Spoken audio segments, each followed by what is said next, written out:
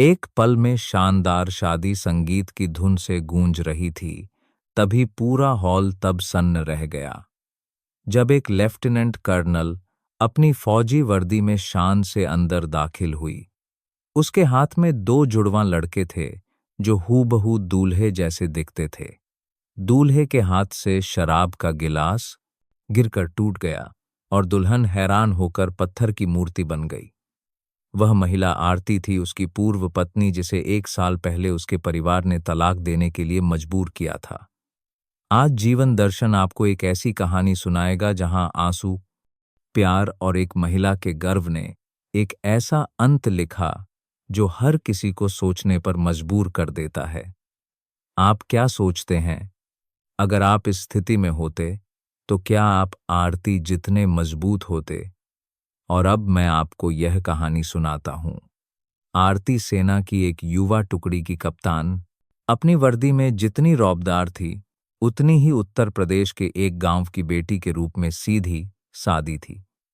उसने दिल्ली के एक सफल और शिष्ट व्यवसायी रोहन से शादी की और जब वे एक हुए तो कई लोगों ने उनकी जोड़ी की प्रशंसा की। ऐसा लगा कि यह एक आदर्श विवाह होगा। लेकिन प्यार और पति के परिवार के अदृश्य दबावों के बीच की खाई ने जल्द ही आरती को एक मुश्किल रास्ते पर धकेल दिया। रोहन के परिवार, खासकर उसकी मां शारदा ने कभी भी अपनी ग्रामीण पृष्ठभूमि और लगातार घर से दूर रहने वाली फौजी बहू को स्वीकार नहीं किया। उच्च समाज की पार्टियों में वह अक्सर ताना मारती बड़े व्यापारियों को अपने स्तर की पत्नी चुननी चाहिए। वे हमेशा अपने साथ देहाती जड़ें लेकर नहीं घूम सकते। आरती का दिल दुखता, लेकिन वह रोहन के लिए अपने प्यार की वजह से चुपचाप सहती रही। जिस दिन रोहन की कंपनी संकट में पड़ गई, शारदा को दबाव बनाने का और बहाना मिल गया। उसने रिश्तेदारों के सामने सीधे कहा, अगर कंपनी को बचाना है तो तुम्हें खन्ना साहब की बेटी से शादी करनी होगी। उनके पास पैसा और रुतबा दोनों है। आरती क्या मदद कर सकती है? शब्द आरती के दिल में चाकू की तरह चुभ गए। रोहन चुप रहा, उसकी आंखें झुकी हुई थीं। आरती अपने पति की ओर मुड़ी और धीरे से पूछा, आप क्या सोचते हैं? लेकिन रोहन ने कोई जवाब नहीं दिया, बस एक गहरी सांस ली। उसकी यह हिचकिचाहट उस महिला के लिए सबसे भारी वार थी जिसने उसके लिए अपना सब कुछ दिया था। उस दिन परिवार का भोजन एक अदालत की सुनवाई में बदल गया। परिवार के चाचा ताऊ बारी से उसे ताने मारने लगे। किसी ने कहा कि रोहन को अपनी मां की बात सुननी चाहिए, तो किसी ने ताना मारा कि आरती को अपनी औकात पता होनी चाहिए। आरती ने शांत रहने की कोशिश की, लेकिन उसका दिल चोट से भरा था। रोहन अभी भी चुप था, जैसे वह अपनी ही जिंदगी में एक बाहरी व्यक्ति हो। अंत में शारदा ने तलाक के कागजात आरती के सामने रखे और कठोर स्वर में कहा, अगर तुम रोहन से प्यार करती हो तो इस पर हस्ताक्षर कर दो, उसके रास्ते में मत आओ। आरती ने आखिरी बार रोहन को देखा, एक उम्मीद भरी निगाह से कि वह उसे रोकेगा, लेकिन उसने अपना सिर झुकाए रखा। पूरा कमरा भारी चुप्पी में डूब गया। आरती ने कलम उठाई, उसके हाथ कांप रहे थे लेकिन उसकी आंखें दृढ़ थीं।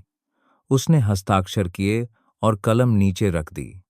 दृढ़ता से एक आंसू कागज पर गिरा, लेकिन उसकी पीठ सीधी थी, उसकी आंखों में गर्व था। उस पल सब चुप हो गए। रोहन स्तब्ध रह गया, उसका दिल दर्द से कराह उठा।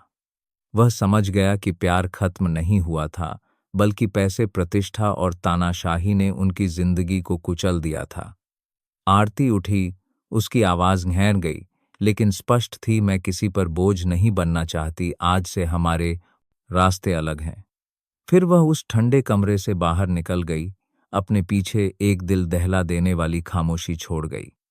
उस बरसात की रात आरती एक छोटे सूटकेस और लाल आंखों के साथ उस आलीशान घर के गेट से बाहर निकली। बारिश ठंडी थी, हवा उसके चेहरे पर थपेड़े मार रही थी, लेकिन यह उसके दिल के घाव जितना दर्दनाक नहीं था। गार्ड ने धीरे से बुलाया, आरती मैडम। क्या मैं आपके लिए एक टैक्सी बुला दूं?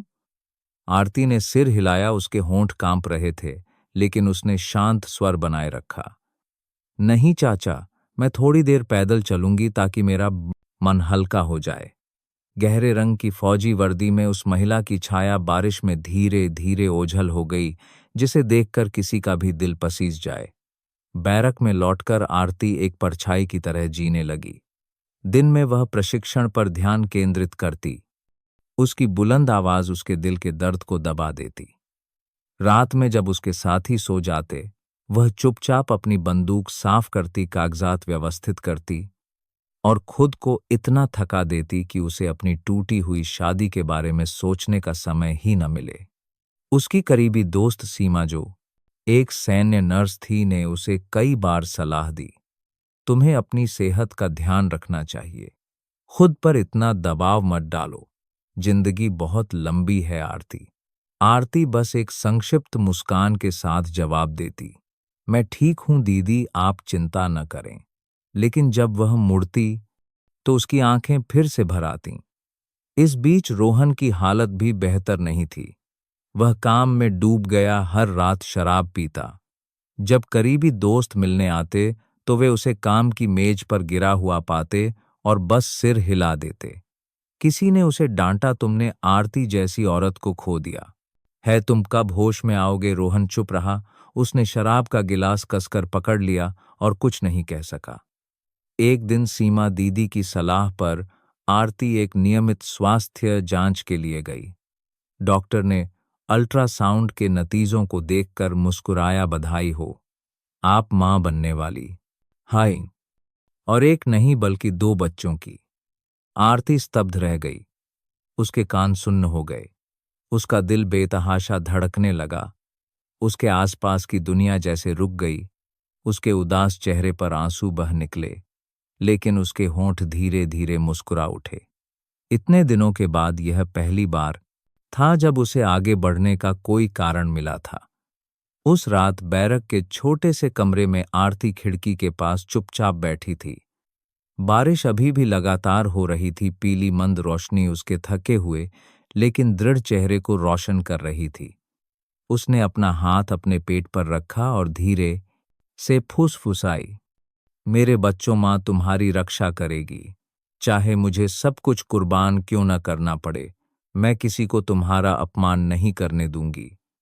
यह वादा रात में एक पवित्र शब्द की तरह गूंजा, जो आरती के जीवन में एक बड़े मोड़ का प्रतीक था।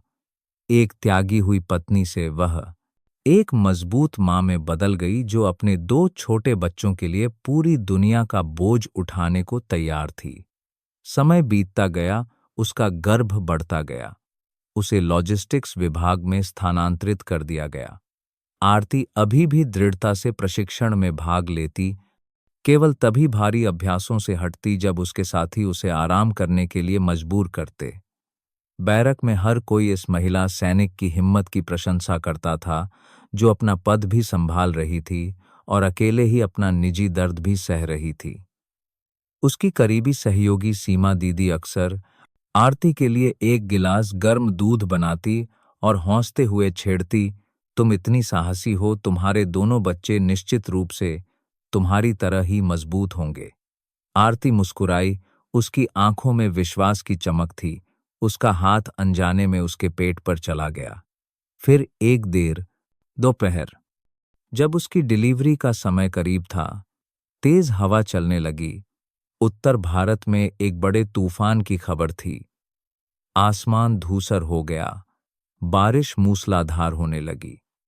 आरती को अचानक पेट में तेज दर्द हुआ, प्रसव के संकेत उम्मीद से पहले आ गए। उसके साथी उसे तुरंत जिला सैन्य अस्पताल ले गए, लेकिन सड़कें पानी से भरी थीं। एम्बुलेंस हिचकोले खा रही थी और सायरन की आवाज गड़गड़ाहट को भी दबा रही थी। उस पल में आरती ने अपने होंठ कसकर काट लिए, पसीना छूट रहा था, लेकिन वह फिर भी अपने आसपास के लोगों को हिम्मत दे रही थी। मेरी चिंता मत करो, पहले रास्ते पर ध्यान दो। जब वे अस्पताल पहुंचे तो स्थिति और भी विकट थी। तूफान के कारण बिजली काट दी गई थी। रोशनी केवल कुछ टॉर्च और लालटेन से आ रही थी। डॉक्टर और नर्स व्यस्त थे। सीमा दीदी ने आरती का हाथ पकड़ा। उसकी आवाज कांप रही थी। हिम्मत रखो, हम सब यहाँ हैं। आरती ने चारों ओर देखा। उसे अपने पति या किसी रिश्तेदार की कोई छाया नहीं दिखी। उसका दिल दुख से भर गया, लेकिन फिर उसने खुद से कहा कि उसे अपने बच्चों के लिए मजबूत होना होगा। दर्द की लहरें उठ रही थीं। खिड़की के बाहर बारिश और हवा की गरज थी। आरती ने अपनी पूरी ताकत लगा दी। उसकी 10 उंगलियां सफेद चादर को कसकर पकड़े हुए थीं। पसीना और आंसू मिल गए थे। जीवन और मृत्यु के बीच उस क्षण में एक साफ रोने की आवाज गूंजी। फिर एक और आवाज आई जिसने बाहर की बारिश को चीर दिया। 2 स्वस्थ लाल बच्चे उसकी गोद में रखे गए। आरती फूट फूट कर रो पड़ी। उसके कांपते कंधों ने अपने बच्चों के माथे को चूमा। उसने फुसफुसाया, बड़े का नाम आरव होगा, सेना की तरह मजबूत और साहसी। छोटे का नाम आयुष होगा, लंबे जीवन वाला और उज्ज्वल। मैं चाहती हूं कि तुम लोग याद रखो कि तुम्हारे पिता चाहे कहीं भी हों, तुम्हारी अपनी पहचान और जड़ें हैं। आसपास खड़े साथी भी चुप हो गए। सभी की आंखें नम थीं। बाहर तूफान अभी भी गरज रहा था, लेकिन उस छोटे से कमरे में अपने पहचान और चांद ही दूगे। 2 बच्चों को गोद में लिए और आंसुओं में मुस्कुराती हुई मां की छवि एक अजीब शांतिपूर्ण शक्ति ला रही थी। आरती जानती थी कि इस पल से वह सिर्फ एक लेफ्टिनेंट कर्नल नहीं थी, बल्कि 2 जिंदगियों की मां भी थी, जो उसकी सबसे बड़ी उम्मीद और सांत्वना थी। उस फेटफुल तूफान के बाद, जिसने आरव और आयुष को दुनिया में लाया, आरती के अगले दिन आसान नहीं थे। दोनों बच्चे बिगुल और कमांड की आवाजों के बीच बड़े हुए। आरव शरारती था। उसे पूरे बैरक में दौड़ना पसंद था। कई बार वह लकड़ी के बक्से पर चढ़कर कमांडिंग ऑफिसर होने का नाटक करता, सावधान विश्राम चिल्लाता, जिससे फौजी चाचा हंस पड़ते। इसके विपरीत आयुष शांत था और अक्सर अपने भाई का हाथ खींचता। आरव, भैया नीचे उतरो, मां देखेगी तो डांट पड़ेंगी। दोनों भाइयों का एक दूसरे का पूरक होना आरती को उसकी थकान में भी हंसा देता था। बैरक में हर कोई प्राजा था। दोनों बच्चों को अपना मानता था। लॉजिस्टिक्स वाले ठाकुर साहब अक्सर आरव को गर्म समोसे देते, जबकि मेस वाली आंटी कभी कभी आयुष के हाथ में एक मीठा संतरा थमा देती।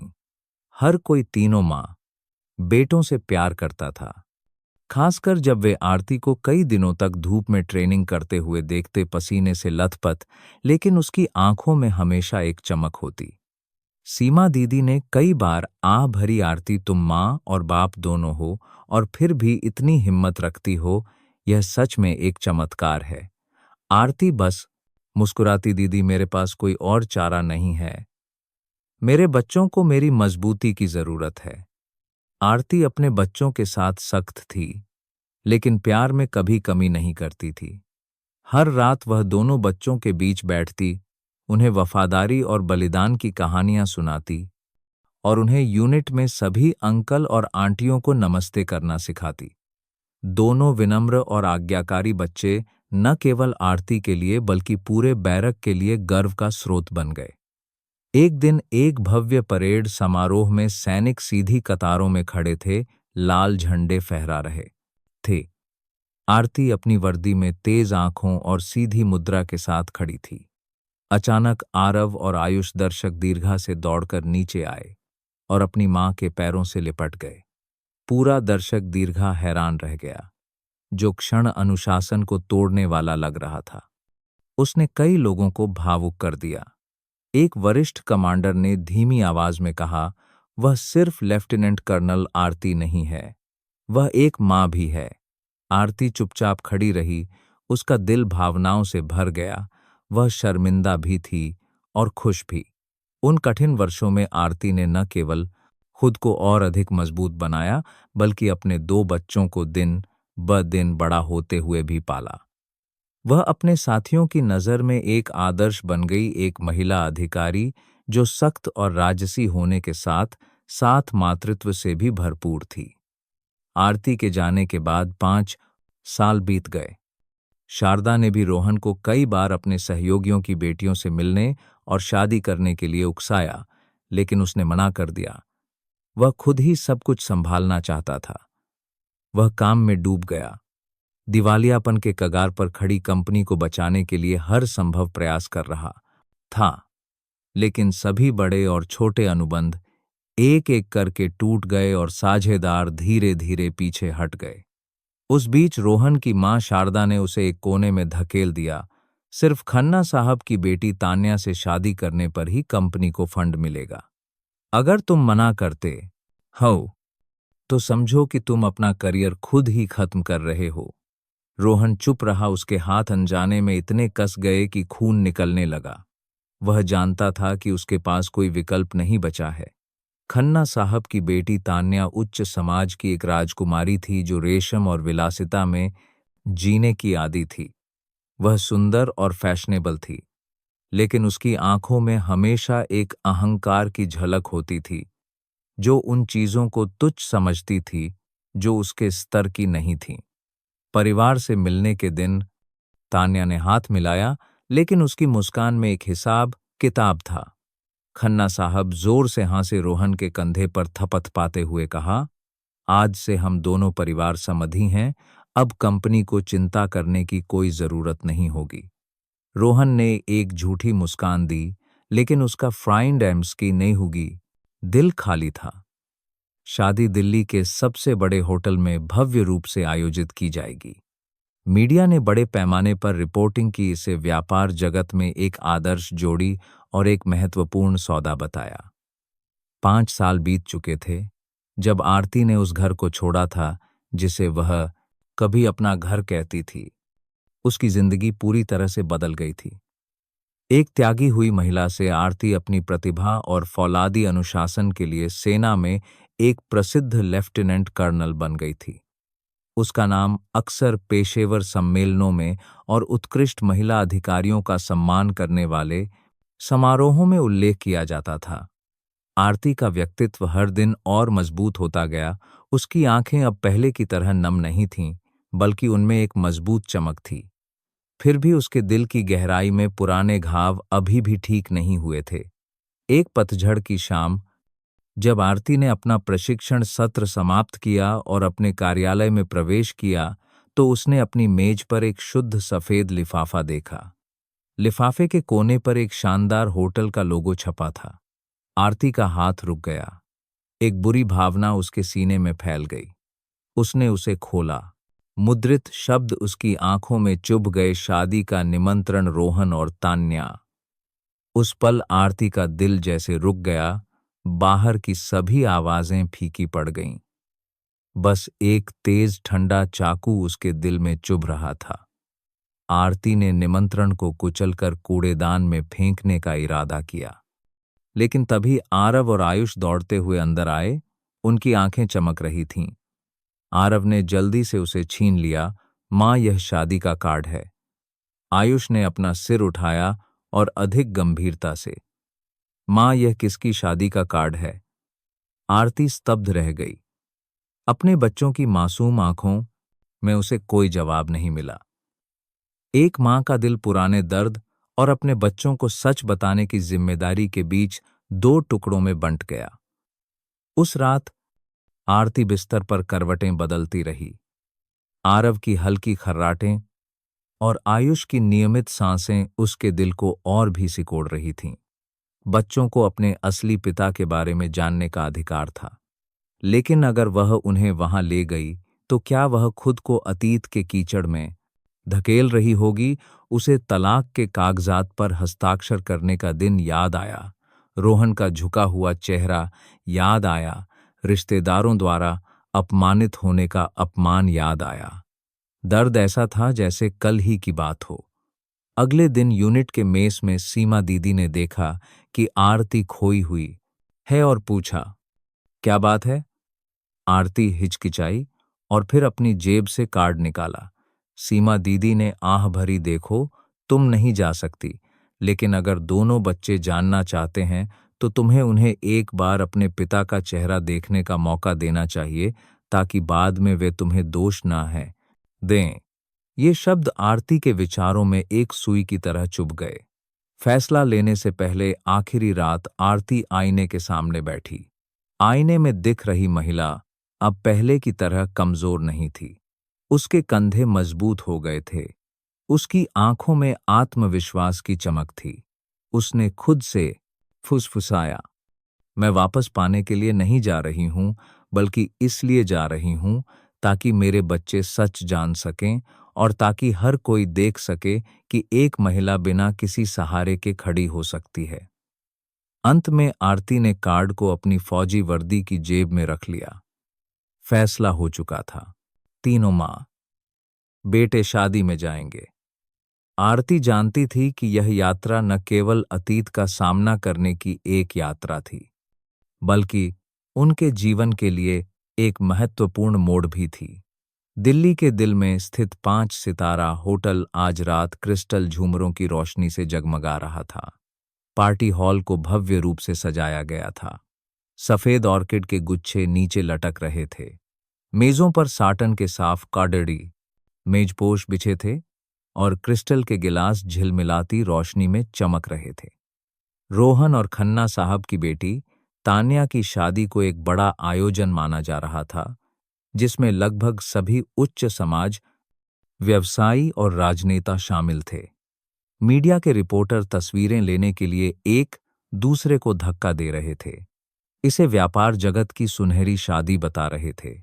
मधुर संगीत बज रहा था। मेहमान उत्साह से बधाई दे रहे थे।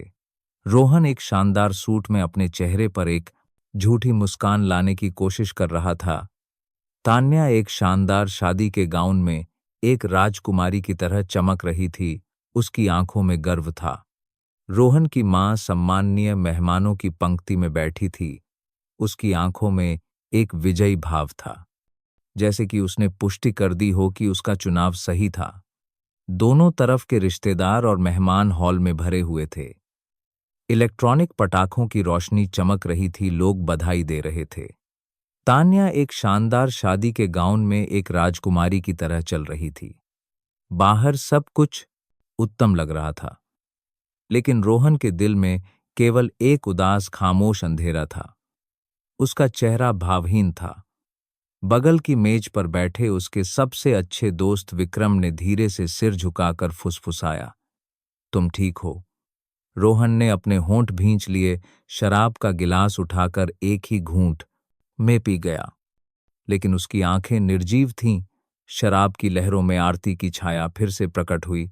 उसका मजबूत चेहरा, लेकिन उसकी आंखों में उदासी थी। जिस दिन उसने तलाक के कागजात पर हस्ताक्षर किए थे। शादी की पार्टी में तान्या अपने दोस्तों को अपने हीरे के गहनों और अर्डल दोनों निगमों के बीच हाल ही में हस्ताक्षरित अनुबंध के बारे में दिखा रही थी।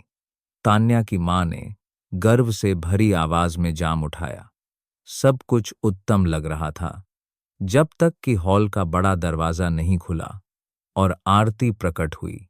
एक लेफ्टिनेंट कर्नल अपनी साफ सुथरी फौजी वर्दी में सीधी खड़ी स्थिर कदमों के साथ हॉल के दोनों किनारों पर हलचल मच गई। मेहमान आश्चर्य से मुड़कर देखने लगे। उसके बगल में लगभग 5 साल के 2 लड़के थे। उनके चेहरे चमकीले थे, उनकी आंखें तेज थीं और विशेष रूप से वे रोहन की तरह ही दिखते थे। पूरा हॉल के दोनों किनारों पर हलचल मच गई। अचानक खामोशी में डूब गया। फुसफुसाहट धीरे धीरे बढ़ने लगी। ये 2 बच्चे किसके हैं? वे दूल्हे की तरह क्यों दिखते हैं? रोहन, जो मेहमानों को शराब परोस रहा था, ने अनजाने में यह दृश्य देखा। उसका दिल सिकुड़ गया। उसके हाथ इतने कांप गए कि गिलास संगमरमर के फर्श पर गिर गया और सैकड़ों टुकड़ों में बिखर गया। खामोश माहौल के बीच एक तीखी आवाज गूंजी, जिससे सभी मेहमान चौंक गए। तान्या दुल्हन मंच पर खड़ी अपने पति की आंखों का पीछा कर रही थी। जब उसने आरती और 2 बच्चों की छाया देखी तो उसका पूरा शरीर अकड़ गया। आरती ने नजर नहीं चुराई। उसकी आंखें तेज थीं, लेकिन उनमें एक उदासी भी थी। उसने अपने दोनों बच्चों के हाथ कसकर पकड़ रखे थे। आरव, जो चंचल था, अंदर आते ही उसने अपना सिर उठाकर चारों ओर देखा। उसकी गोल आंखें आश्चर्य से भरी थीं। आयुष, जो अधिक शांत था, ने अपने भाई का हाथ पकड़ा और धीरे से फुसफुसाया, आरव भैया चुप रहो, मां के पीछे चलो। दोनों बच्चे मासूम थे, लेकिन उनकी निगाहें रोहन पर टिकी थीं। वह अजनबी आदमी जिसे वे अजीब तरह से परिचित महसूस कर रहे थे। फुसफुसाहट पूरे हॉल में फैल गई। हे भगवान, वे दूल्हे की तरह ही दिखते हैं। यहाँ क्या हो रहा है?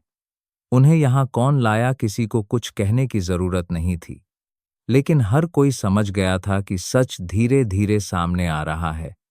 रोहन जड़वत खड़ा था। उसका चेहरा पीला पड़ गया था। उसके पैरों के नीचे टूटा हुआ गिलास एक अपशकुन की तरह था। उस पल में उसने महसूस किया कि उसके आसपास की दुनिया ढह रही है। तान्या कांपते हुए एक कदम नीचे उतरी, उसका चेहरा पीला पड़ गया। रोहन की मां गुस्से से भड़क उठी। आरती अभी भी आगे बढ़ रही थी, प्रत्येक कदम स्पष्ट और दृढ़ था। उसकी वर्दी ने एक मजबूत आभा बिखेरी, जो उस त्यागी हुई महिला की छवि से बिल्कुल अलग थी, जिसे सालों पहले छोड़ दिया गया था। पूरा हॉल चुप था, एक शब्द के बिना, एक सबूत के बिना। बस दो बच्चों के साथ जो रोहन की तरह ही दिखते थे। सच इस शानदार समारोह के बीच उजागर हो गया था। हॉल में माहौल तुरंत अस्त व्यस्त हो गया। फुसफुसाहट की आवाजें लहरों की तरह उठने लगीं। हर कोई दरवाजे की ओर देख रहा था, जहां आरती और दो बच्चे खड़े थे। कुछ मेहमानों ने धीमी आवाज में फुसफुसाया, हे भगवान, वे दो छोटे बच्चे दूल्हे की तरह ही दिखते हैं। क्या ऐसा हो सकता है? रोहन की मां शारदा गुस्से से लाल चेहरे के साथ खड़ी हो गई। उसने अपनी आवाज को दबाते हुए आरती की ओर इशारा करते हुए कहा, तुम यहां क्या कर रही हो? तुम मेरे बेटे की शादी बर्बाद करना चाहती हो। पूरे हॉल में हलचल मच गई। कुछ ने सिर हिलाया, कुछ ने अपने फोन निकालकर रिकॉर्ड करना शुरू कर दिया। तान्या का चेहरा पीला पड़ गया। उसके कांपते हाथों ने शादी के गुलदस्ते को कसकर पकड़ लिया। उसने अपने पति और फिर दो बच्चों को देखा। उसकी आंखें अविश्वास में चौड़ी हो गईं। आरती अभी भी सीधी खड़ी थी। उसकी आवाज शांत लेकिन दृढ़ थी। मैं यहां कुछ भी मांगने नहीं आई हूं। मैं सिर्फ अपने बच्चों को सच दिखाना चाहती हूं, उस आदमी को दिखाना चाहती हूं जिसने उन्हें जन्म दिया है। फुसफुसाहट और भी तेज हो गई।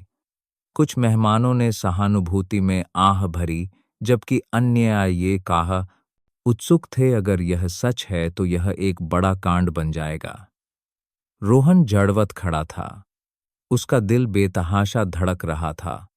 वह आगे बढ़ना चाहता था, लेकिन उसके पैर जैसे फर्श से चिपक गए थे। तान्या ने रोहन को देखा। उसकी आवाज घेन गई, समझाओ। वे दो छोटे बच्चे कौन हैं? रोहन ने अपना सिर झुका लिया। उसके हाथ कसकर बंधे थे। वह एक शब्द भी नहीं कह सका। उसकी चुप्पी एक मौन स्वीकारोक्ति की तरह थी, जिससे लोग और भी ज्यादा बातें करने लगे। जब माहौल सबसे तनावपूर्ण था, आरव अचानक एक कदम आगे बढ़ा। उसने अपना सिर ऊंचा किया। उसकी आवाज साफ लेकिन गर्व से भरी थी। मुझे किसी की स्वीकृति की आवश्यकता नहीं है, लेकिन यह मेरे पिता हैं। यह शब्द भीड़ भरे हॉल के बीच स्पष्ट रूप से गूंजे, जिससे सभी मेहमान चुप हो गए। आयुष ने चुपचाप अपने भाई का हाथ कसकर पकड़ लिया। उसकी निगाहें भी रोहन पर टिकी थीं। उसकी साफ आंखें उम्मीद से भरी थीं। रोहन को जैसे बिजली का झटका लगा। उसका पूरा शरीर कांपने लगा, आंसू बहने लगे। सभी मेहमान स्तब्ध थे, किसी ने एक और शब्द नहीं कहा। तान्या हैरान खड़ी थी, जबकि शारदा गुस्से से अवाक थी। आरती ने अपने दोनों बच्चों को गले लगाया, अपना सिर ऊंचा किया। उसकी मजबूत आवाज घने माहौल के बीच गूंजी, मुझे आपके परिवार से कुछ नहीं चाहिए, लेकिन मैं अपने बच्चों को सच जाने बिना नहीं जीने दूंगी। माहौल जैसे फट पड़ा, लेकिन फिर एक घेंट थ करने वाली खामोशी में डूब गया। उस पल में अकेली मां खड़ी हो गई, अपने बच्चों की रक्षा अपने पूरे गर्व और साहस से कर रही थी। आरव के स्पष्ट बयान के बाद पूरा हॉल चुप हो गया। केवल कैमरों की क्लिक और अचानक बंद हुए संगीत की आवाज आ रही थी। रोहन दो तरह की निगाहों के बीच खड़ा था, एक तरफ कांपते गुलदस्ते के साथ दुल्हन, दूसरी तरफ आरती और दो बच्चे। उसने एक गहरी सांस ली, जैसे कि अपनी बची हुई सारी हिम्मत जुटा रहा हो। कृपया सब लोग मेरी बात सुने।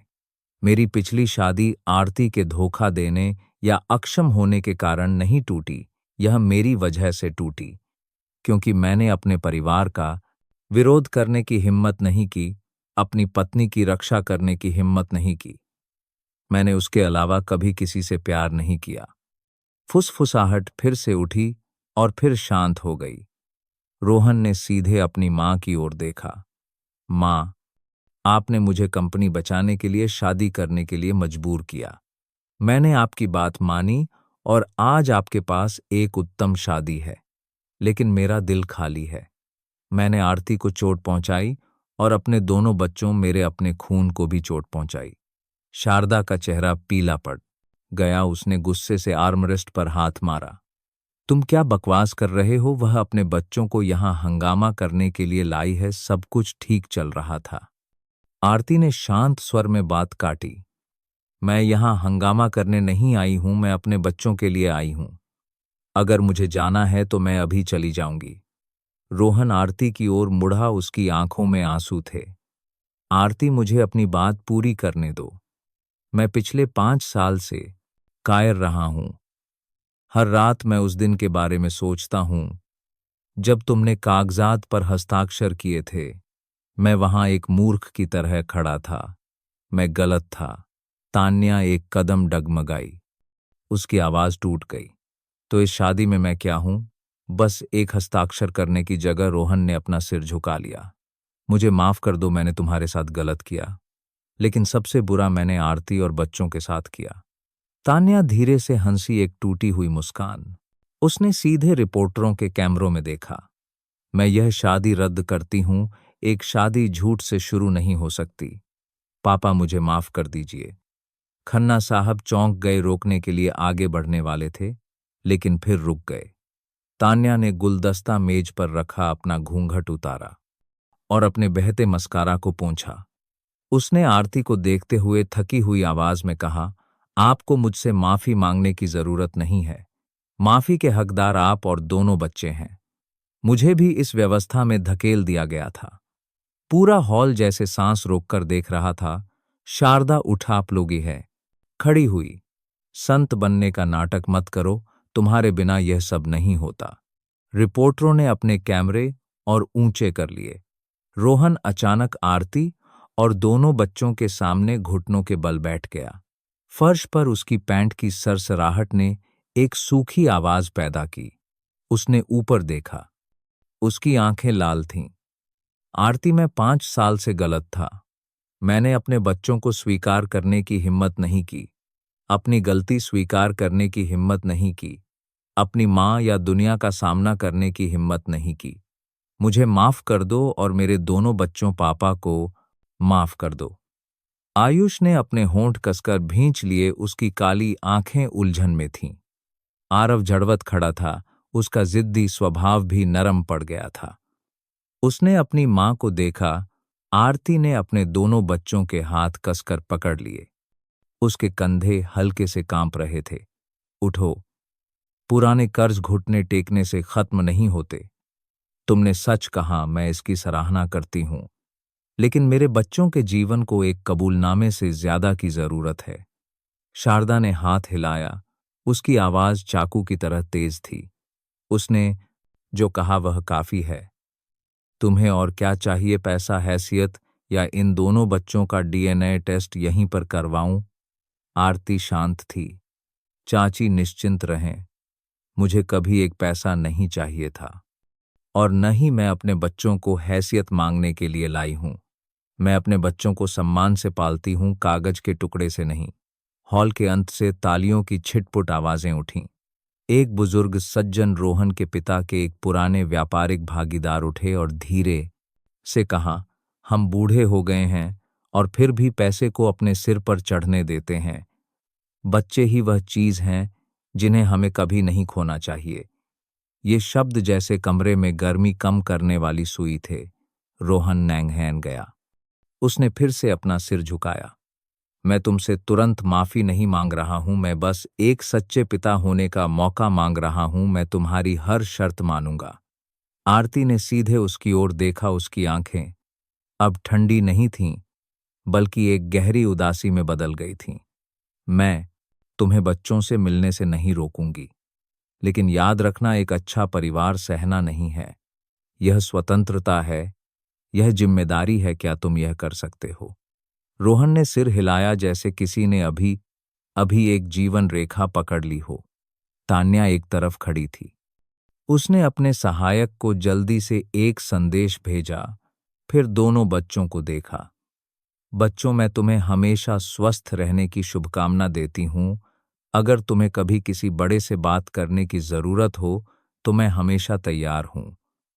आरती ने सम्मान में धीरे से सिर झुकाया। शारदा कुछ और कहना चाहती थी, लेकिन इतने सारे कैमरों और लोगों की निगाहों के सामने वह केवल एक एंघैर को निगल सकी और एक गहरी सांस ली। उद्घोषक ने घबराकर समारोह को अस्थायी रूप से रोकने की अनुमति मांगी। मेहमान धीरे धीरे उठने लगे। रोशनी की अराजकता के बीच आरती और उसके दो बच्चे चुपचाप एक कोने में चले गए, शोर से दूर। रोहन उठा, बहुत करीब नहीं आया, बस एक पर्याप्त दूरी बनाए रखी, जैसे कि आरती को असहज करने से डर रहा हो। उसने अपना हाथ अपने सीने पर रखा, एक साधारण लेकिन दृढ़ भाव। मैं एक पिता के रूप में अपने कर्तव्य से फिर से शुरू करूंगा, आज से। आरती ने जवाब नहीं दिया, बस अपने दोनों बच्चों को हॉल से बाहर ले गई। कांच का दरवाजा खुला। रात की हवा अपने साथ ठंडी ऑर्किड की महक लाई। तीनों मां बेटे सीधे और शांत होकर चले गए। पीछे एक शादी थी जो शराब के झाग की तरह बिखर गई थी। एक ऐसा सच छोड़ गई जिसे अब छुपाया नहीं जा सकता था। शादी की रात टूटने के बाद पूरा दिल्ली शहर गपशप से गूंज उठा। अखबारों ने सुर्खियां बनाईं, सदी की शादी पारिवारिक नाटक में बदल गई। रोहन के आरती और दो बच्चों के सामने घुटने टेकने की तस्वीरें सोशल मीडिया पर वायरल हो गईं। ग्राहक और साझेदार हैरान थे। अगली सुबह रोहन की कंपनी का कॉन्फ्रेंस रूम खाली था। कई कुर्सियां खाली थीं क्योंकि निवेशकों ने अपना पैसा निकाल लिया था। एक वरिष्ठ प्रबंधक ने खड़े होकर सीधे घोषणा की, हम एक ऐसे नेता पर भरोसा नहीं कर सकते जो अपने परिवार को नहीं संभाल सकता। शारदा गुस्से से भड़क उठी।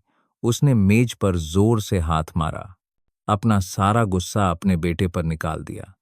देखा तुमने, उस औरत और उन दो बच्चों की वजह से सब कुछ खत्म हो गया। अगर वह उस दिन नहीं आती, अगर तुमने उन्हें स्वीकार नहीं किया होता, तो कंपनी ठीक होती। रोहन ने अपना सिर उठाया। पहली बार उसकी आंखें दृढ़ की ब्लेक थीं।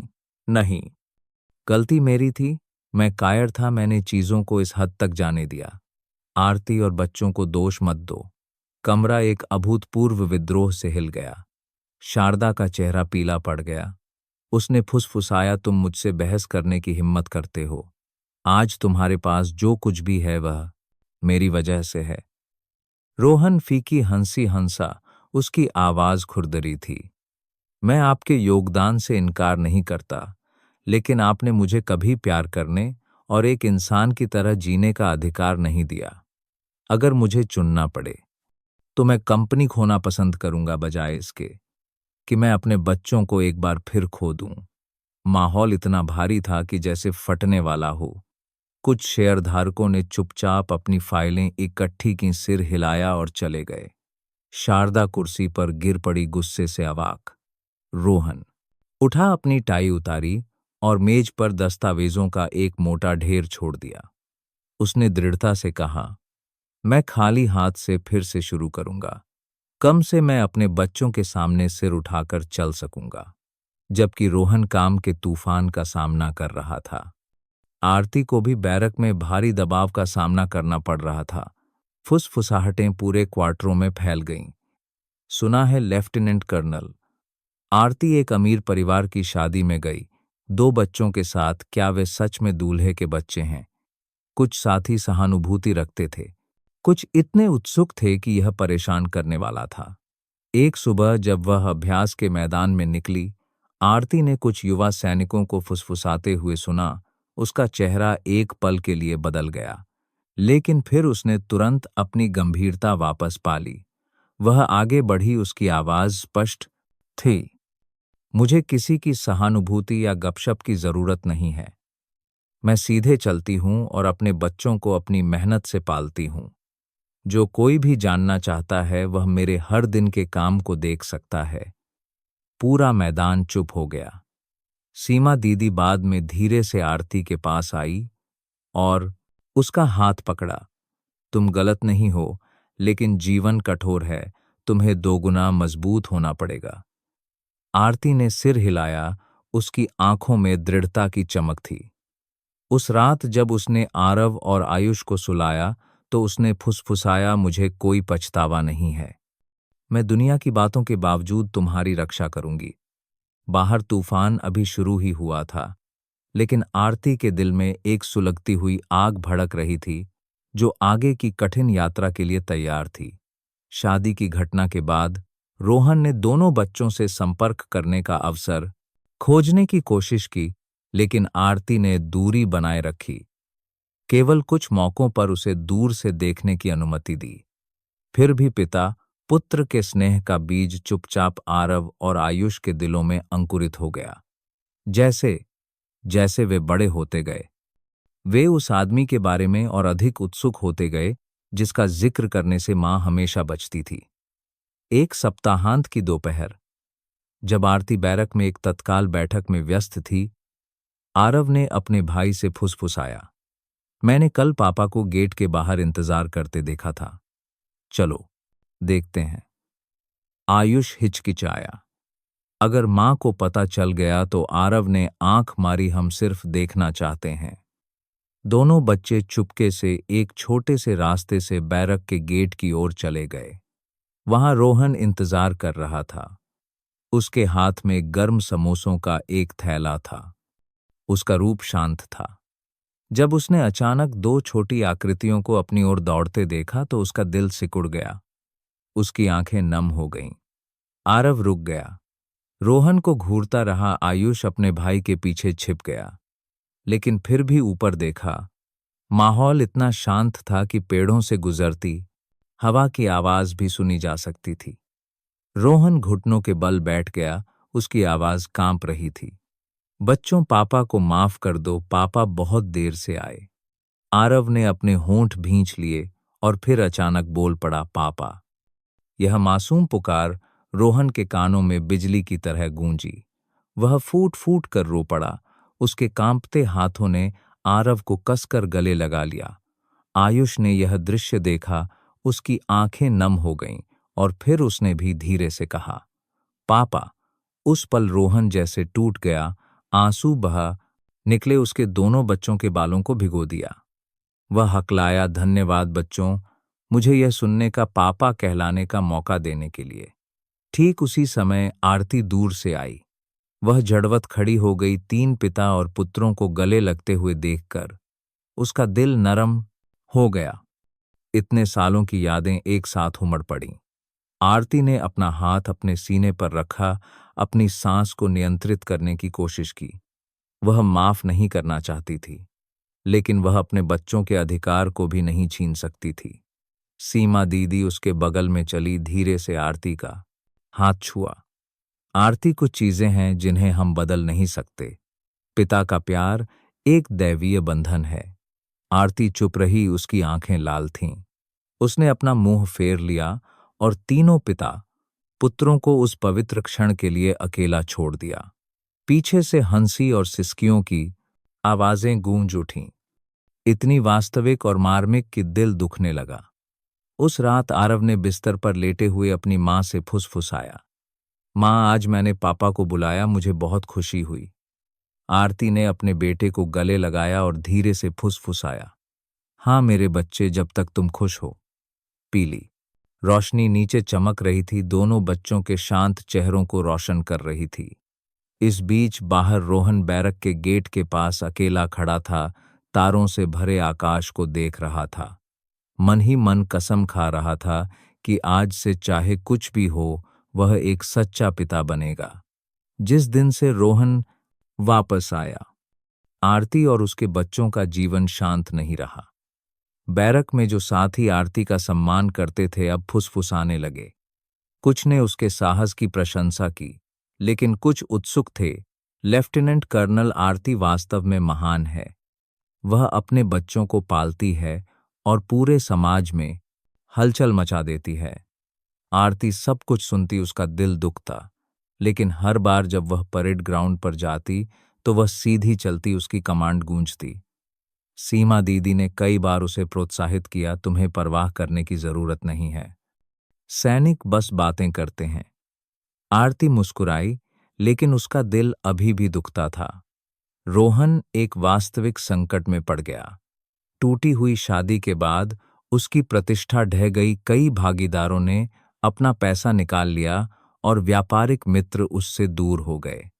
उसका फोन अचानक शांत हो गया और बैठकें रद्द कर दी गईं। एक सुबह रोहन एक खाली कमरे में बैठा उस कंपनी के साइन बोर्ड को देख रहा था जो कभी ऊपर चमकता था। अब यह उसके दिल पर एक भारी पत्थर की तरह लग रहा था। उसकी मां शारदा और भी कड़वी हो गई। यह सब तुम्हारी अपनी करनी है, किसी और को दोष मत दो। रोहन चुप रहा, केवल आरव और आयुष के प्रति अपने कर्तव्य को पूरा करने के विचार से चिपका रहा। दोनों बच्चे भी जनमत के हथौड़े से नहीं बच सके। स्कूल में दोस्त अक्सर उन पर उंगली उठाते। एक दिन एक सहपाठी ने ताना मारा, तुम्हारे पास कोई पिता नहीं है, अगर होता तो तुम उसे तुम्हें लेने आते, क्यों नहीं देखते। आरव का चेहरा लाल हो गया, उसने अपनी मुट्ठी भींच ली। वह जो स्वाभाविक रूप से चंचल और आसानी से गुस्सा हो जाता था। आयुष ने अपने भाई का हाथ खींचा और धीरे से याद दिलाया, लड़ाई मत करो, मां ने कहा है। लेकिन आरव इतना परेशान था कि उस रात उसने चुपचाप कुछ सामान पैक किया और बाहर चला गया। जब रात हो गई, आरती ने पाया कि उसका बेटा गायब है। उसका दिल जैसे गिर गया। उसने घबराकर बैरक में हर जगह फोन किया, अपने साथियों से उसे खोजने में मदद करने के लिए कहा। रोहन को खबर मिली और वह पागल की तरह बारिश में सड़क पर दौड़ पड़ा। वह हर गली में भागा, उसका गला आरव आरव पुकारते हुए सूख गया। आरती भी हर गली से गुजरी। सीमा दीदी उसके बगल में चली, उसे शांत करने की कोशिश की, शांत हो जाओ, बच्चे अक्सर गुस्सा हो जाते हैं और वापस आ जाते हैं, लेकिन एक मां का दिल यह कैसे सह सकता था। आरती की आंखें ठंडी बारिश में धुंधली हो गईं। अंत में रोहन ने आरव को एक सुनसान बस स्टॉप पर सिकुड़े हुए बैठे देखा। उसने अपना छोटा बैग पकड़ रखा था। उसका चेहरा गंदा था और उसकी आंखें आंसुओं से भरी थीं। रोहन उसकी ओर दौड़ा, उसके सामने घुटनों के बल बैठ गया, हाँफते हुए, बेटा, पापा को माफ कर दो। पापा कभी तुम्हारे साथ नहीं थे, इसलिए तुम्हें यह अपमान सहना पड़ा, लेकिन आज से पापा वादा करते हैं कि तुम्हें फिर कभी ऐसे शब्द नहीं सुनने पड़ेंगे। आरव ने अपने पिता को देखा, उसके होंठ कांप रहे थे और फिर वह फूट फूट कर रो पड़ा। रोहन की बाहों में कूद गया। पापा, मुझे फिर मत छोड़ना, मुझे नफरत है जब दोस्त मुझे बिना पिता के होने का ताना मारते हैं। रोहन ने अपने बेटे को अपनी बाहों में कसकर पकड़ लिया, उसके आंसू बारिश के साथ मिल गए। आरती दूर से दौड़ती हुई आई। यह दृश्य देखकर दर्द और राहत दोनों महसूस करते हुए वह घुटनों के बल बैठ गई और दोनों पिता पुत्र को गले लगा लिया। आयुष भी दौड़कर आया, उसकी छोटी बाहें कसकर लिपट गईं। चारों लोग बारिश की रात में एक धुंधली स्ट्रीट लाइट के नीचे एक दूसरे को गले लगाए हुए थे।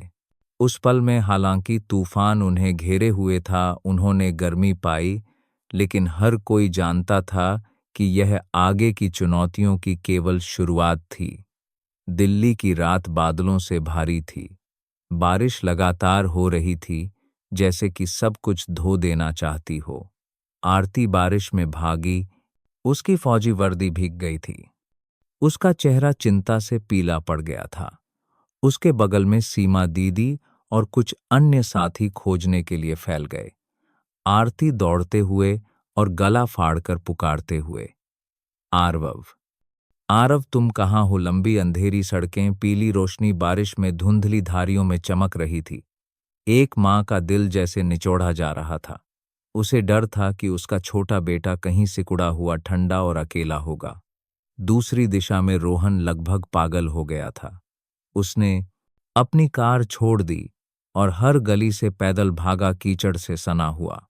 बारिश उसके चेहरे पर बरस रही थी, लेकिन उसे ठंड महसूस नहीं हो रही थी, केवल उसका दिल दुख रहा था। हर बार जब वह अपने बेटे का नाम पुकारता तो उसकी आवाज गहन जाती और अंधेरी रात में गूंजती। अंत में जब वह सुनसान यमुना नदी के किनारे चल रहा था, रोहन ने अचानक एक छोटी सी आकृति को पत्थर की सीढ़ियों पर सिकुड़े हुए बैठे देखा। दोनों हाथ एक बैग को कसकर पकड़े हुए, उसके बाल भीगे हुए थे। वह रुक गया, उसका दिल गैर गया और फिर उसकी ओर दौड़ा, उसके सामने घुटनों के बल बैठ गया। आरव, मेरे बेटे। आरव ने ऊपर देखा, उसकी आंखें रोने से लाल थीं, उसकी आवाज टूट गई। दोस्तों ने कहा कि मेरा कोई पिता नहीं है, मुझे इससे नफरत है, मैं नहीं चाहता कि कोई मुझ पर हंसे। रोहन गिर पड़ा, अपने बेटे को अपनी बाहों में कसकर पकड़ लिया। उसके आंसू बारिश के पानी के साथ मिल गए। वह गहर गया, पापा गलत थे। पापा ने तुम्हें पीड़ित होने दिया, तुम्हें अकेला महसूस करने दिया। आज से चाहे कुछ भी हो पापा, तुम्हें फिर कभी ऐसे शब्द नहीं सुनने देंगे। पापा अपनी जान की कसम खाते हैं। आरव फूट फूट कर रो पड़ा और रोहन को कसकर गले लगा लिया। उसकी आवाज टूट गई, पापा मुझे फिर मत छोड़ना, मुझे बस आप चाहिए। उस पल में बच्चे का गुस्सा शांत हो गया और पिता का पश्चाताप भी उजागर हो गया। रोहन ने पिता शब्द की पवित्रता को पूरी तरह से महसूस किया। आरती दूर से दौड़ती हुई आई। जब उसने यह दृश्य देखा, रोहन बारिश में कांपते हुए आरव को पकड़े हुए, उसकी आंखें प्यार से भरी हुई थीं, तो उसका दिल अचानक हिल बोराक है गया। वह चुपचाप खड़ी रही, उसके हाथ नीचे लटके हुए, आंसू बारिश के साथ उसके गालों पर मिल गए। इतने सालों बाद उसने रोहन में एक वास्तविक दृढ़ता देखी, एक भावना जो अब गणना से रहित थी। सीमा दीदी ने आरती के कंधे पर हाथ रखा और फुसफुसाया, देखा तुमने, कभी कभी पुरुष तभी बड़े होते हैं जब वे अपने बच्चों को खोने से डरते हैं। आरती ने जवाब दिया, बस अपना मुंह फेर लिया। और तीनों पिता पुत्रों को पुनर्मिलन के क्षण के लिए अकेला छोड़ दिया। आयुष को भी एक साथी द्वारा लाया गया था। जैसे ही उसने अपने भाई को अपने पिता की बाहों में देखा, वह रोते हुए दौड़ पड़ा। रोहन ने अपनी बाहें फैलाईं, दोनों को अपनी गोद में ले लिया। उन्हें इतनी कसकर पकड़ा जैसे कि सभी खोए हुए वर्षों की भरपाई करना चाहता हो। उस बरसात की रात, ठंडी नदी के किनारे, छोटा परिवार एक दूसरे को भीगी बाहों में मिला। हालांकि आगे का रास्ता कांटों से भरा था, लेकिन उम्मीद की लौ जल चुकी थी। कई रातों की बेचैनी के बाद रोहन ने फैसला किया। वह खाली कार्यालय में बैठा फाइलों, अनुबंधों और उस निदेशक की नेमप्लेट के ढेर को देख रहा था जिसकी कभी कई लोग प्रशंसा करते थे। अब यह सब केवल एक बोझ था। रोहन ने आह भरी, कंपनी बेचने के दस्तावेजों पर हस्ताक्षर किए, प्राप्त राशि होड़ चुकाने और थोड़ा बचाने के लिए पर्याप्त थी। जब उसने वकील को कलम सौंपी तो उसे राहत महसूस हुई, जैसे कि उसने अभी अभी एक घिसा पिटा समय की धूल से भारी कवच उतारा हो। क्या आपको सच में कोई पछतावा नहीं है? वकील ने पूछा। रोहन फीकी हंसी हंसा, मैंने इससे कहीं ज्यादा खो दिया है। कंपनी अब सबसे कीमती चीज नहीं है। वह इमारत से निकला। पीली शाम की धूप में उसका दिल अजीब तरह से शांत था। प्रसिद्धि के भंवर से बाहर निकलकर रोहन ने बैरक के पास एक छोटा सा घर किराए पर लेने का फैसला किया, जहां से वह उस गेट को देख सकता था जहां आरव और आयुष अक्सर आते जाते थे। कोई लग्जरी कार नहीं, कोई नौकर नहीं, बस वह, उसके 2 बच्चे और आने वाले नए दिन। पहली बार खुद खाना बनाते हुए रोहन इतना अनाड़ी था कि उसने सब्जियों को बिना नमक के उबाल दिया, चावल जला दिया और तली हुई मछली ने पूरी रसोई में धुआं भर दिया। आरव पेट पकड़कर हंसने लगा। पापा, मुझे लगता है कि हमें बाहर से खाना मंगवाना चाहिए। आयुष, जो अधिक विनम्र था, ने एक जली हुई मछली का टुकड़ा उठाया, मुंह बनाते हुए धीरे से कहा, लेकिन मुझे अभी भी पापा के हाथ का बना खाना पसंद है। तीनों पिता पुत्र ने एक दूसरे को देखा और फिर जोर से हंस पड़े। उनकी कुरकुरी हंसी ने छोटी रसोई में जलने की गंध को भी दबा दिया। रोहन ने अपना पसीना पोंछा, आह भरी, लेकिन उसके होंठ अभी भी मुस्कुरा रहे थे। कई सालों में पहली बार उसने एक पारिवारिक भोजन की साधारण गर्मी महसूस की। शाम को जब दोनों बच्चे सो गए थे, रोहन लिविंग रूम में अकेला बैठा था। पीली रोशनी उसके अभी भी थके हुए चेहरे पर पड़ रही थी। उसने आरती के साथ अपनी युवावस्था की एक तस्वीर उठाई। उसका दिल भारी हो गया। उसकी आवाज धीरे से कांप रही थी, जैसे कि खुद से कबूल कर रहा हो, मेरे पास मेरे दो बच्चों के अलावा कुछ नहीं बचा है, लेकिन शायद यही सब कुछ है। बाहर हवा ने धीरे धीरे पेड़ों को हिलाया, एक शांतिपूर्ण सांस लेकर। रोहन ने अपनी आंखें बंद कर लीं, अपनी आत्मा को इतने सालों के संघर्ष के बाद आराम करने दिया। वह जानता था कि यहां से यात्रा अब लाल कालीन पर नहीं होगी, बल्कि कांटों से भरी होगी। लेकिन कम से कम उसने सही चुनाव किया था, अपने बच्चों के लिए जीना, अपने परिवार के लिए जीना। जिस दिन से रोहन बैरक के पास छोटे से घर में रहने लगा, आरती ने अभी भी एक सुरक्षित दूरी बनाए रखी। उसने उसे अपने बच्चों से मिलने से नहीं रोका, लेकिन सभी कार्यक्रम पहले से सूचित किए जाने थे। सुबह सुबह रोहन, आरव और सुबह किए जाने थे आयुष को अपनी पुरानी मोटरसाइकिल पर स्कूल ले जाता। रेनकोट टोकरी में लटका हुआ था, हेलमेट सावधानी से लगाया गया था। शाम को वह सब्जियां और मछली खरीदने के लिए स्थानीय बाजार में रुकता और दोनों बच्चों के लिए दही को ठंडा रखने के लिए किराने की दुकान से कुछ बर्फ मांगता। कभी कभी वह आरती के काम से लौटने का इंतजार करने के लिए बैरक के गेट के बाहर खड़ा होता, बस उसे कुछ धुले और बड़े करीने से मुड़े हुए जिम के कपड़े देने के लिए, जिनमें धूप की महक आती। एक बार आरती की टुकड़ी की मोटरसाइकिल बीच सन में ही खराब हो गई। रोहन ने यह देखा और बिना शोर किए चुपचाप गाड़ी को एक कोने में धकेल दिया, स्पार्क प्लग निकाला और पेट्रोल फिल्टर साफ किया। लॉजिस्टिक्स वाले ठाकुर साहब हंसे। रोहन बाबू, आप ऑफिस वाले होकर भी मैकेनिक का काम जानते हैं। रोहन ने विनम्रता से जवाब दिया। चाचा, आप मुझे कुछ बार सिखा देंगे तो मैं सीख जाऊंगा। कोई भी भारी काम हो तो मुझे बुला लेना। आरती बरामदे में खड़ी यह सब सुन रही थी, लेकिन कुछ नहीं बोली। सावधानी अभी भी एक कवच की तरह उसे जकड़े हुए थी। असली चुनौती एक हवा वाली रात को आई। आयुष का शरीर तप रहा था, उसके होंठ सूखे थे और उसकी आंखें धंसी हुई थीं। आरती ने थर्मामीटर से तापमान मापा, संख्या तेजी से बढ़ी। उसने अपने बेटे को अपनी गोद में उठाया। सीमा दीदी और रोहन दोनों को फोन किया। आयुष को तेज बुखार है, तुम तुरंत जिला अस्पताल आ जाओ, मैं रास्ते में हूं। इमरजेंसी रूम सफेद रोशनी से जगमगा रहा था। आयुष बिस्तर पर लेटा था, उसके छोटे हाथ अपनी मां के हाथ को कसकर पकड़े हुए थे। रोहन दौड़ता हुआ अंदर आया, हांफते हुए जल्दी से अपना कोट उतारकर अपने बेटे पर डाल दिया। डॉक्टर ने ड्रिप और लगातार ठंडे पानी की पट्टियों का आदेश दिया। रोहन ने पानी की ट्रे मांगी, तौलिया निचोड़ा और धैर्यपूर्वक हर उंगली, हर गर्दन की सिलवट को पोंछा। तौलिया ठंडा होने से पहले ही बदल दिया। उसने अस्पताल के इंडक्शन स्टोव पर ही दलिया पकाया।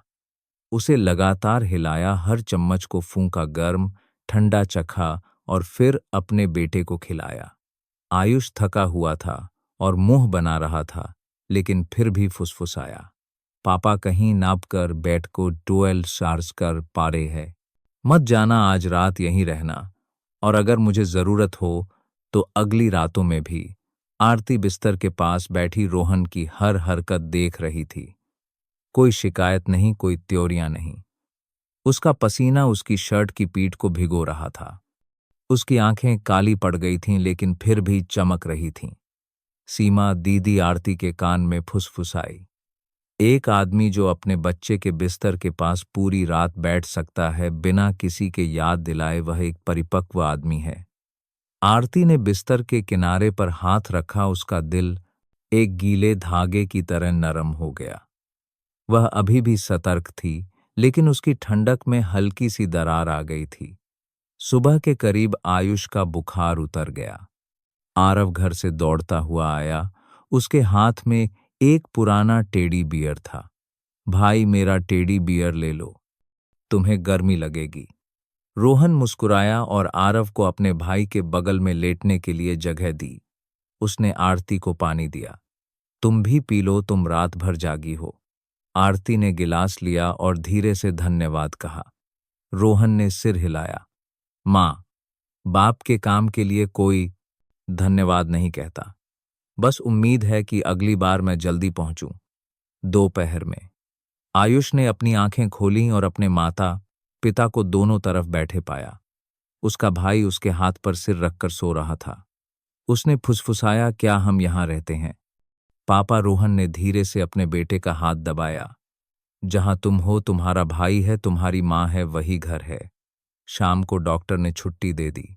रोहन गलियारे में खड़ा होकर धीरे से पूछा, क्या मैं आज रात दलिया पकाने के लिए रुक सकता हूं? आरती ने दोनों बच्चों को खिलखिलाते हुए देखा, फिर अपने थके हुए हाथों को देखा। उसने सिर हिलाया, ठीक है, लेकिन तुम लिविंग रूम में सोफे पर सोना, ताकि आयुष को शांति से आराम मिल सके। मैं समझ गया। उस रात उस छोटे से घर में दलिया के बर्तन में उबाल आ रहा था। आरव कटोरियां लाने के लिए इधर उधर दौड़ रहा था। आयुष अपनी मां के कंधे पर सिर रखकर आंखें बंद किए हुए था। रोहन रसोई में खड़ा था। उसकी हरकतें अब पहले की तरह अनाड़ी नहीं थीं। आरती ने खिड़की खोली, रात की हवा धीरे धीरे चली, दलिया की सुगंध फैल गई। उस खामोशी में टूटे हुए टुकड़े एक बहुत छोटी सी दरार के साथ फिर से जुड़ गए, जो प्रकाश को अंदर आने के लिए पर्याप्त थी। एक ठंडी शाम आरती अपने दोनों बच्चों को स्कूल से लेकर घर आ रही थी, जब उसने शारदा को बैरक के गेट पर इंतजार करते देखा। उसकी आंखें तेज थीं, उसका चेहरा गुस्से से सख्त झुर्रियों से भरा था। उसने अपनी बाहें बांधी, उसकी आवाज कठोर थी। तुम बहुत चालाक हो आरती। क्या तुम्हें लगता है कि तुम इन दो बच्चों को सामने लाकर रोहन को वापस लौटने के लिए मजबूर कर सकती हो? मेरे बेटे की जिंदगी तुम्हारी वजह से बर्बाद हो गई है। आरती सीधी खड़ी हो गई। उसने आरव और आयुष के हाथ कसकर पकड़ लिए। उसकी आंखें दृढ़ थीं। चाची, मैंने आपके परिवार से कभी एक पैसा नहीं मांगा और न ही मैंने कभी किसी से अपने और अपने बच्चों को स्वीकार करने की भीख मांगी। यह आपका तानाशाही और अहंकार ही था जिसने चीजों को इस हाल पात कर करने की भीख मांगी। मैं पहुंचाया। शारदा चौंक गई और फिर एक कठोर हंसी हंसी। एक गांव की लड़की मुझसे इस तरह बात करने की हिम्मत करती है। अगर मैं नहीं होती तो तुम कभी एक निदेशक की पत्नी नहीं बन पाती। आरती ने हर शब्द को स्पष्ट रूप से कहा। उसकी आवाज ईंटों के सन में गूंजी। हाँ, मैं एक किसान की बेटी हूं, लेकिन इसी वजह से मैं पसीने, आंसू और स्वाभिमान का मतलब समझती हूं। मेरे पास आज जो कुछ भी है वह आपके परिवार की वजह से नहीं, बल्कि मेरी अपनी मेहनत की वजह से है। दोनों पक्ष दो आग की लपटों की तरह आमने सामने थे। कोई भी झुकने को तैयार नहीं था। बच्चे अपनी मां का हाथ पकड़े हुए थे, उनकी आंखें भ्रमित थीं। जब तनाव चरम पर था, रोहन प्रकट हुआ। वह हर बार की तरह दूर से खड़ा नहीं रहा, बल्कि सीधे आगे बढ़ा और फिर अचानक अपनी मां के सामने घुटनों के बल बैठ गया। उसकी आंखें लाल थीं। उसकी आवाज घेर गई। मां, मैं आपसे भीख मांगता हूं। मैंने 5 साल खो दिए हैं, मैं और नहीं खोना चाहता।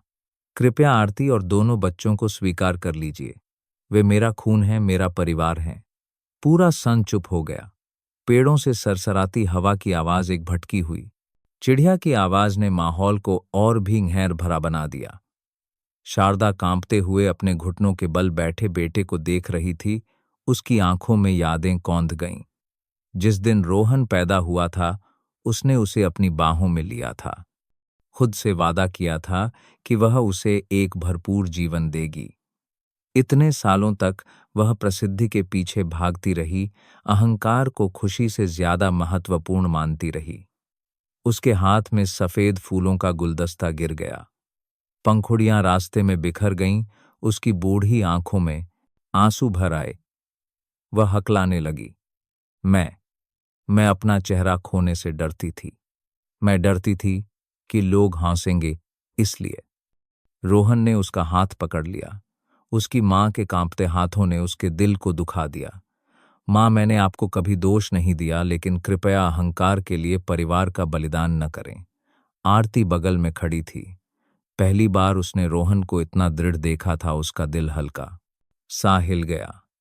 शारदा ने अपने दो पोतों को देखा, उनके मासूम चेहरे, उनकी साफ आंखें। एक आंसू उसकी झुर्रियों वाले गाल पर लुढ़क गया। यह दृश्य तीनों पीढ़ियों को चुप करा गया। हवा चली, अपने साथ कुछ गर्मी लाई, बची हुई कड़वाहट को कुछ हद तक धो दिया। इतने सारे उतार चढ़ाव के बाद भी आरती के दिल में घाव अभी भी ताजा था। लेकिन जब उसने रोहन को धैर्यपूर्वक हर दिन छोटे छोटे काम करते देखा, जैसे बच्चों को स्कूल ले जाना, उसके अपार्टमेंट के दरवाजे का टूटा हुआ ताला ठीक करना, या धूप में खड़े होकर आरव और आयुष को फुटबॉल खेलने ले जाने का इंतजार करना, तो आरती का दिल पिघलने लगा। उसने जल्दबाजी नहीं की, बस चुपचाप देखती रही। और फिर एक दिन खुद ही महसूस किया कि उनके बीच की दूरी अब पहले जैसी नहीं रही।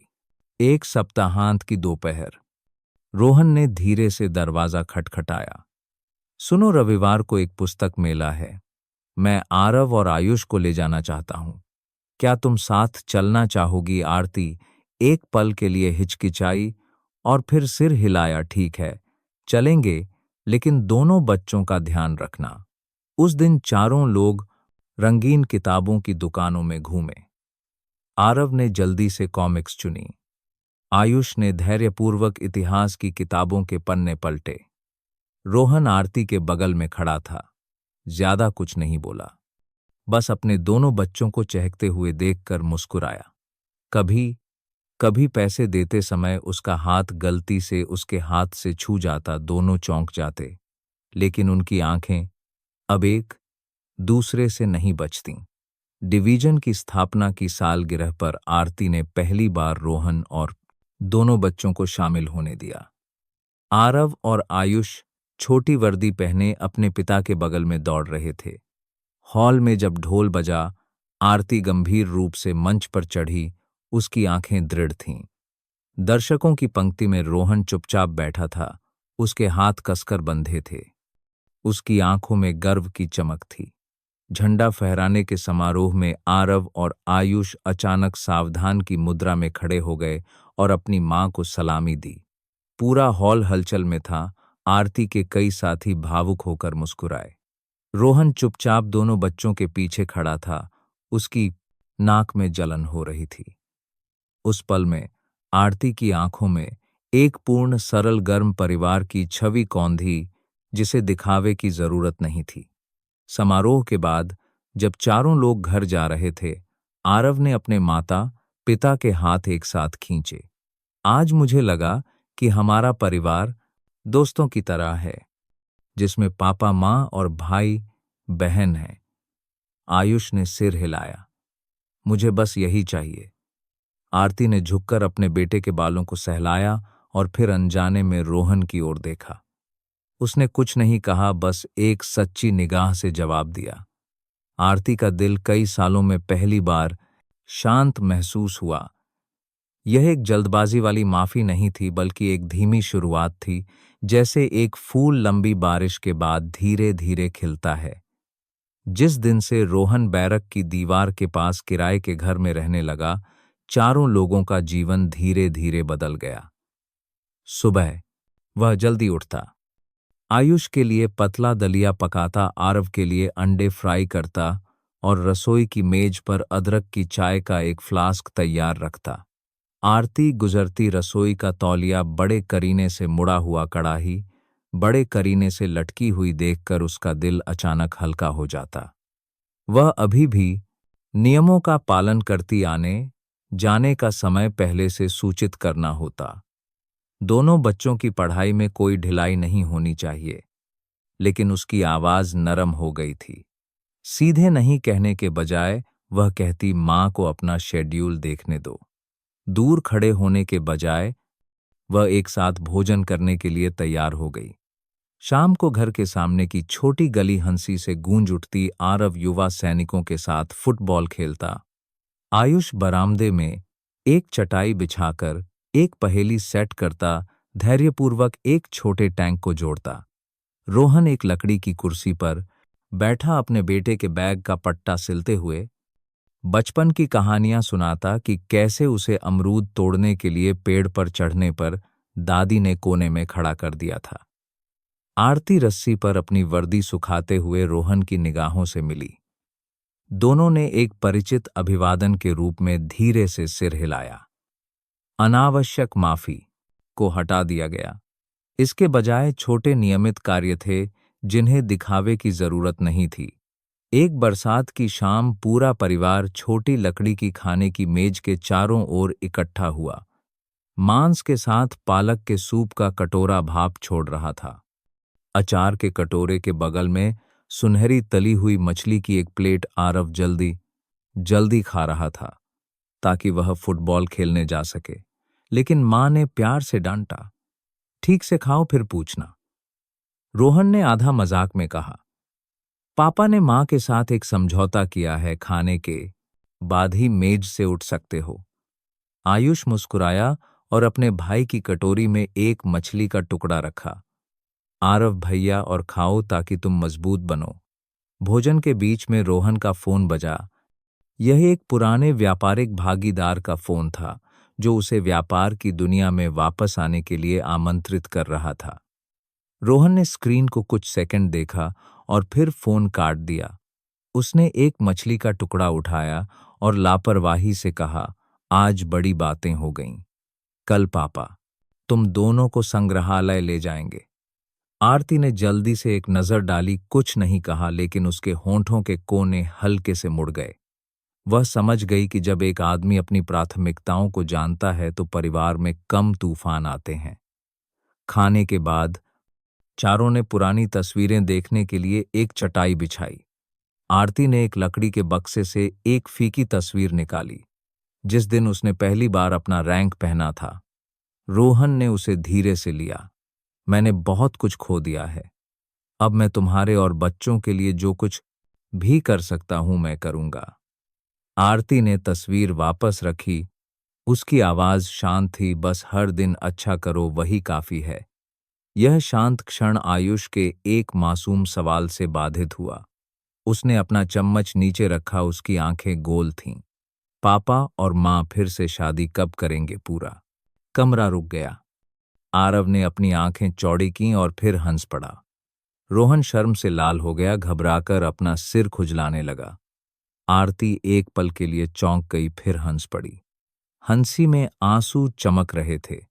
उसने अपना हाथ आयुष के बालों पर फेरा। बड़ों की बातें धीरे धीरे होती हैं, तुम्हें बस यह जानना है कि हमारा परिवार एक साथ है। आरव ने चहकते हुए कहा, मैं दूल्हे का दोस्त बनूंगा, मैं गुब्बारे पकड़ूंगा। रोहन ने अपने बच्चों को देखा, उसकी आंखें घर के बरामदे की पीली रोशनी की तरह गर्म थीं। उसने कोई बड़ा वादा करने की हिम्मत नहीं की, बस आरती के लिए और चाय डाली। उसकी आवाज धीमी थी, मैं तुम तीनों के साथ हर कदम पर चलूंगा। रात हो गई, बारिश रुक गई। दरवाजे के बाहर बादाम के पेड़ ने अपनी आखिरी कुछ पत्तियां गिरा दी। आरती दरवाजे पर खड़ी होकर तीनों पिता पुत्र को कंबल मोड़ते हुए देख रही थी। उसकी आंखों के कोनों में पुरानी बंदिशें पतली हो गई थीं। उनकी जगह एक पुनर्जीवित हो रहे घर की शांत शांति ने ले ली थी। पारिवारिक संकट के बाद आरती सिर्फ अपने लिए नहीं जीना चाहती थी। उसके भीतर एक और इच्छा धीरे धीरे अंकुरित हुई, कुछ बड़ा करने की, ताकि जिन महिलाओं ने उसके जैसी स्थिति का सामना किया है उन्हें सहारा मिल सके। मार्च में बैरक में आरती को युवा अधिकारियों के एक बैच के लिए एक विशेष प्रशिक्षण पाठ्यक्रम का काम सौंपा गया। वह सख्त लेकिन मानवीय थी, हमेशा याद दिलाती थी एक सैनिक को न केवल बंदूक पकड़ना जानना चाहिए, बल्कि अपने परिवार की रक्षा करना, महिलाओं का सम्मान करना भी जानना चाहिए। इन शब्दों ने कई प्रशिक्षुओं को चुप करा दिया। कुछ की आंखें भर आईं, जैसे कि उन्होंने खुद को आईने में देखा हो। ड्यूटी के घंटों के बाहर आरती ने रोहन के साथ जबरन विवाह में फंसी महिलाओं की मदद के लिए एक फंड स्थापित करने पर चर्चा की। रोहन ने बिना टोके सुना, बस सिर हिलाया। मैं लॉजिस्टिक्स, कागजी कार्रवाई और धन उगाहने का ध्यान रखूंगा, तुम बस अपील करने पर ध्यान केंद्रित करो। आरती एक पल के लिए आश्चर्यचकित हुई। जो आदमी कभी करोड़ों के अनुबंधों के बीच बैठता था, अब शांति से कह रहा था कि वह दान मांगने के लिए छोटे व्यवसायों के दरवाजे खटखटाएगा। फंड का उद्घाटन समारोह उसके गृहनगर में आयोजित किया गया। जून में सूरज चमक रहा था, लेकिन हॉल में हर पंक्ति भरी हुई थी। भूरे रंग के कपड़े पहने कई किसान महिलाएं कार्यालय जाने वाली युवतियों के बगल में बैठी थीं। उनकी आंखों में उम्मीद की चमक थी। आरती अपनी साफ सुथरी वर्दी में मंच पर भाषण देने के लिए चढ़ी। पहली पंक्ति में आरव और आयुष बड़े करीने से बैठे थे, उनकी आंखें अपनी मां पर टिकी थीं। रोहन चुपचाप पीछे खड़ा था। उसके हाथ कसकर बंधे थे, उसका चेहरा गर्व से भरा था। आरती की आवाज स्पष्ट रूप से गूंजी। मैं एक त्यागी हुई पत्नी थी। मैंने अकेले ही 2 छोटे बच्चों को पाला। मैं उस अकेलेपन और अपमान को समझती हूं जिससे कई बहनें गुजर रही हैं। आज हरी बत्ती फंड न केवल वित्तीय सहायता प्रदान करने के लिए स्थापित किया गया है, बल्कि एक संदेश भेजने के लिए भी कि महिलाएं सम्मान, प्यार और अपने जीवन का फैसला करने का अधिकार रखती हैं।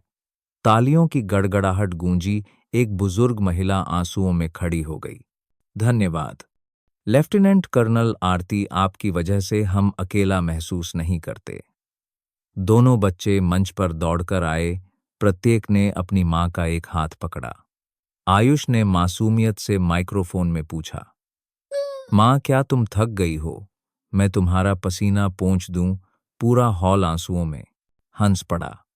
उस पल में आरती की छवि, एक मजबूत महिला जो मातृत्व से भी भरपूर थी, एक प्रतीक बन गई। अगले दिन अखबारों ने पहले पन्ने पर छापा, लेफ्टिनेंट कर्नल और भारतीय महिलाओं के लिए मशाल जलाने की यात्रा। रोहन आगे बढ़ा, सुर्खियों में नहीं आया, बस धीरे से अपनी पूर्व पत्नी के कंधे पर हाथ रखा, फुसफुसाया, मुझे तुम पर गर्व है। आरती मुस्कुराई, अब और नहीं बची। उसकी आंखों में अब केवल अतीत का रोहन नहीं था, बल्कि एक ऐसा आदमी था जो छोड़ना और साथ चलना जानता था। उस रात जब पूरा परिवार छोटे से घर लौटा, आरव ने खुशी से कहा, आज मां एक सुपर हीरो की तरह लग रही थी। आयुष ने अपनी मां को गले लगाया और फुसफुसाया, मैं हमेशा आपके साथ रहूंगा। आरती ने दोनों को गले लगाया। उसकी आवाज हल्की कांप रही थी, लेकिन गर्व से भरी थी। नहीं, हम हमेशा एक साथ रहेंगे। पतझड़ की सुबह, आसमान साफ और नीला था, जैसे कि तूफानी दिनों के बाद धोया गया हो। बैरक के सामने का बड़ा चौक झंडों और फूलों से जगमगा रहा था। एक भव्य परेड की तैयारी के लिए ढोल नगाड़े बज रहे थे। आरती अपनी सीधी वर्दी में, उसके कंधे चमक रहे थे, एक कमांडिंग स्थिति की ओर दृढ़ कदमों से चली। उसकी आंखें चमक रही थीं। एक महिला जो एक लेफ्टिनेंट कर्नल, एक गर्वित मां और अब एक ऐसी पत्नी थी जिसने अपनी शांति वापस पा ली थी। दर्शक दीर्घा में आरव और आयुष बच्चों की वर्दी पहने हुए थे। उनके छोटे हाथ अपनी मां की हरकतों का अनुसरण करते हुए सलामी दे रहे थे। उनके चेहरे उज्ज्वल और मासूम थे, जिसे देखकर कोई भी भावुक हो जाए। बगल में रोहन चुपचाप खड़ा था, उसकी आंखें आरती पर टिकी थीं। अब वह एक व्यवसायी का रूप नहीं था जो कभी व्यापार जगत में गर्व से खड़ा था, अब वह सिर्फ एक पति, एक पिता, समर्पित और गर्मजोश था। समारोह शुरू होने से पहले आरव ने उत्साह से अपने पिता का हाथ खींचा। पापा, माँ बहुत वीर है। मैं भी बड़ा होकर माँ जैसा बनना चाहता हूँ। आयुष ने धीमी आवाज में कहा, मैं बस चाहता हूं कि हमारा परिवार हमेशा एक साथ रहे। रोहन नैंघैर गया, झुककर दोनों को गले लगाया और फुसफुसाया, पापा वादा करते हैं कि तुम्हें फिर कभी आंसू नहीं बहाने पड़ेंगे। सैन्य संगीत बज उठा। आरती सावधान की मुद्रा में खड़ी थी। उसकी स्पष्ट आवाज ने आदेश दिया। सैनिकों की पंक्तियां परेड ग्राउंड से गुजरीं। उस पल में हजारों लोगों की तालियां गूंज उठीं, लेकिन रोहन के कानों में केवल उसके अपने दिल की धड़कन थी। उसने महसूस किया कि अतीत के सभी नुकसान अब इस सरल सच्चे प्यार से भर गए हैं। शाम को छोटा परिवार साधारण घर में एक गर्म भोजन के लिए इकट्ठा हुआ। कोई शाही व्यंजन नहीं, बस आरती की मां द्वारा बनाई गई पालक सूप का एक कटोरा और तली हुई मछली की एक प्लेट। आरव शरारती ढंग से कक्षा में कहानियां सुना रहा था। आयुष ने सावधानी से अपनी मां के लिए एक मांस का टुकड़ा रखा। उसके मुंह पर एक विनम्र मुस्कान थी। रोहन चुपचाप देखता रहा। उसका दिल कृतज्ञता से भर गया। आरती ने अपने पति और फिर अपने दोनों बच्चों को देखा। उसकी आंखों में एक दृढ़ विश्वास की चमक थी। हम टूटन से गुजरे हैं, लेकिन इसी से हमने परिवार शब्द का मूल्य समझा है। रोहन ने उसका हाथ कसकर पकड़ लिया, धीरे से जवाब दिया, मुझे सुधार करने का एक मौका देने के लिए धन्यवाद। बाहर पतझड़ की हवा ने धीरे धीरे पेड़ों को हिलाया। बच्चों की हंसी गूंज उठी। एक तोमर बलाह के हवा ने धीरे समझा है, परिवार जो कभी टूट गया था अब सरल लेकिन पवित्र खुशी में फिर से मिल गया था। जीवन में कुछ घाव ऐसे होते हैं जो कभी नहीं भरते, लेकिन फिर समय और सच्चा प्यार सब कुछ ठीक कर सकता है। मैंने महसूस किया है कि खुशी चकाचौंध या धन से नहीं आती, बल्कि हर सरल क्षण में एक दूसरे को महत्व देने से आती है। परिवार तभी मजबूत होता है जब हम सुनना जानते हैं, अहंकार को छोड़ना जानते हैं और प्यार को सबसे ऊपर रखते हैं। महत्वपूर्ण बात यह है कि खोने तक इंतजार न करें और फिर पछताएं। खुद को देखें, क्या आपने आज सच में अपने आसपास के लोगों को महत्व दिया है? कभी बस एक हाथ पकड़ना, एक माफी या एक साथ भोजन करना जीवन भर की खुशी को बनाए रखने के लिए पर्याप्त होता है। सोचें तो जीवन एक लंबी यात्रा की तरह है। जो व्यक्ति आपके साथ तूफान से गुजरता है, वही वास्तव में कसकर पकड़ने लायक है। और जैसा कि लोग कहते हैं, घर सबसे शानदार जगह नहीं है, बल्कि वह जगह है जहां कोई आपके लौटने का इंतजार कर रहा है। यदि आपने इस कहानी से कोई मूल्य महसूस किया है, तो कृपया अपने विचार टिप्पणी अनुभाग में छोड़ दें, ताकि हम साझा कर सकें। और यदि आपको इस तरह की कहानियां पसंद हैं, तो चैनल को सब्सक्राइब करना न भूलें, ताकि आप नवीनतम और सर्वश्रेष्ठ वीडियो से न चूकें। अगले वीडियो में फिर मिलेंगे। दोस्तों, कमेंट्स में जरूर बताइए कि आप हमें कहां से देख रहे हैं। आपको यह कहानी कैसी लगी, अपनी राय जरूर दीजिएगा। अगर आपके पास भी कोई ऐसी ही दिलचस्प कहानी है, तो उसे सबके साथ शेयर करना न भूलें। हम सब पढ़ना चाहेंगे। मेरी ईश्वर से यही प्रार्थना है कि आप सभी हमेशा सुरक्षित, स्वस्थ और खुश रहें। आप और आपका परिवार हमेशा सलामत रहे।